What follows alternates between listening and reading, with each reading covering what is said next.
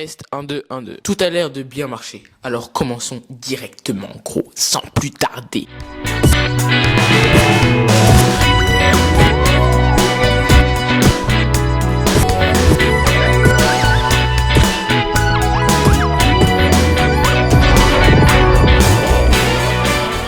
Je vais vous expliquer comment passer de 0 à 10 tractions d'affilée en l'espace d'un mois, même pas. Une des choses très importantes à faire lorsqu'on fait des tractions, c'est de faire de la rétraction d'omoplate. Et surtout pas de la protraction. Alors je vais vous expliquer ce que c'est, regardez. Ça, c'est quand on fait de la protraction. Tu mets les omoplates vers l'avant. C'est pour faire tout ce qui est mouvement comme dips, pompes, etc. Et pour faire des tractions, ça va être l'inverse. On veut que ce soit le dos qui travaille et qui tire. Donc on va faire de la rétraction d'omoplate. Là, j'abuse un peu. Mais en gros, ça doit être ça le mouvement pour faire une belle traction. Sur barre, ce que ça donne, là, c'est quand on fait une protraction d'omoplate. Donc là, je vais faire exprès de faire une protraction d'omoplate pour vous montrer ce que ça donne en traction. Donc comme ça, là, on se laisse aller et on tire juste avec les bras. La traction est beaucoup plus dure. Ok, donc là, je vais vous montrer comment faire une traction parfaite en faisant de la bonne rétraction d'omoplate. N'oubliez surtout pas de mettre les coudes vers les côtés aussi quand vous faites une traction. Donc, vous faites de la rétraction d'omoplate. Vous montez et vous descendez. Et là, d'un coup, c'est beaucoup plus simple. Allez, à plus. Ok, c'est parti pour la deuxième partie de la vidéo. Je vais te donner la meilleure façon de créer ton propre programme d'entraînement valable pour toutes les disciplines, que ce soit les pompes, les tractions, les dips ou encore les tons, ou même pour la musculation. Alors, tout va se passer sur un petit fichier Excel. Ok, donc la première chose que tu dois faire, c'est la plus importante si tu veux réussir quelque chose, peu importe comment, c'est de te fixer un objectif. Donc là, l'objectif, ça peut être de passer de 0 à 10 tractions. Ici, là, tu te fixes une date pour y arriver. Là, je veux le passer techniquement en 3 mois. Maintenant, chaque semaine, tu vas documenter exactement ce que tu fais, comment tu évolues et ce que tu vas atteindre cette semaine. Donc, ça va vraiment être la partie la plus importante pour tenir ta régularité et pour pouvoir toujours continuer d'évoluer. Donc là, par exemple, j'écris semaine.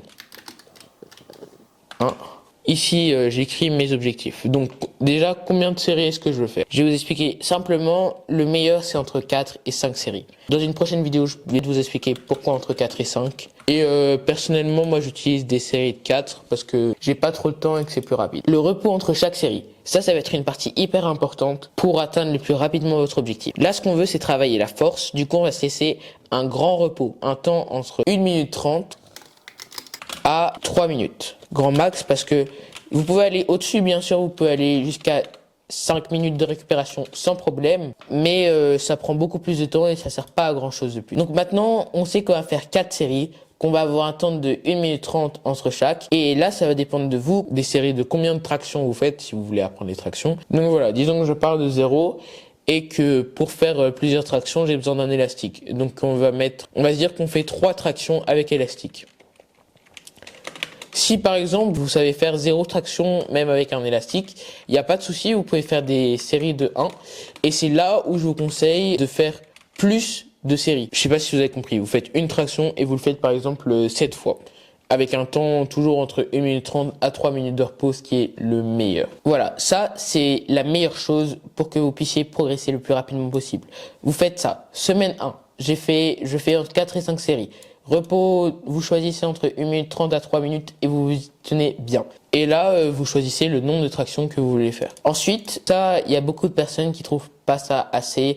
Ils trouvent qu'ils se la sont pas assez données à la fin de l'exercice. Et donc, je vous conseille, alors, c'est d'avoir un autre exercice assistant pour pouvoir vraiment que vous sentiez que vous êtes donné à fond. Donc par exemple, là, je vais me donner un exercice assistant que je sais bien faire. Ça va être les tractions australiennes.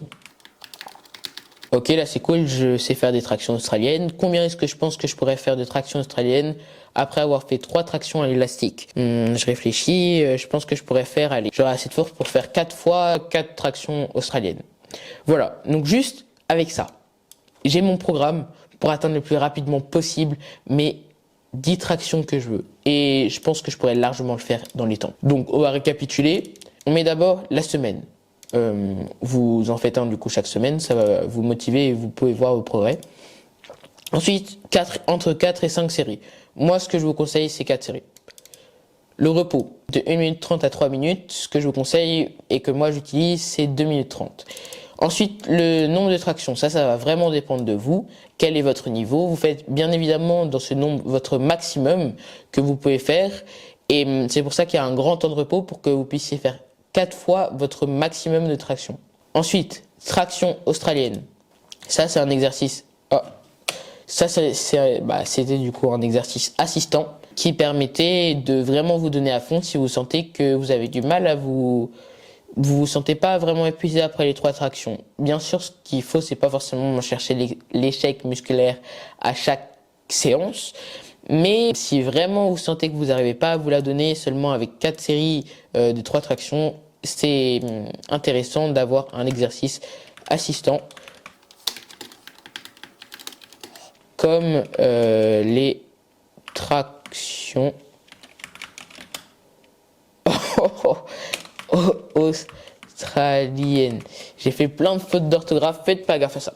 Maintenant que je vous ai donné le meilleur programme possible que vous pouvez faire pour vous, je vais vous donner mon secret.